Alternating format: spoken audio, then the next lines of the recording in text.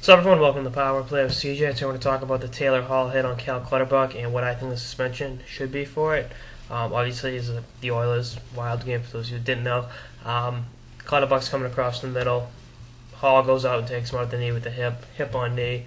Really a bad thing. From what it looked like, he intentionally targeted the knee. I'm just looking at it again right now. And, Clutterbuck, saying that real fast, had just gotten rid of the puck. It's kind of a tongue twister. And it wasn't a late hit. It was just more the identity where the hit occurred. And open ice, bad things can happen. That's exactly what happened. Hall identified the knee and hit it with his hip, and really could have caused some very serious damage. I know Clutterbuck's out. They haven't specified how long, but if it's as bad as it looked, it could be a while. I know Minnesota called up a fan of the show, Charlie Coyle, so that's not a bad thing. But I think he should get between 2 and 3 games. I think that's what the league has to do. They're putting such an onus on taking away the high hits that now when you get low balled, I remember watching something about Matt Barnaby. Players hated him because he took you out of your knees.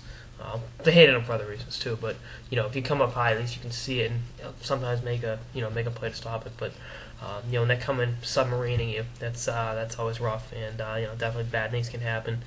And hopefully the league disciplines Mr. Hall and helps put the low blow hits, make them think of the past too, as they are with the high hits. Anyway, it's like this episode of the Power Play with CJ on the Taylor Hall hit on Clutterbuck. Stay tuned for episodes throughout the season and beyond. Later, guys.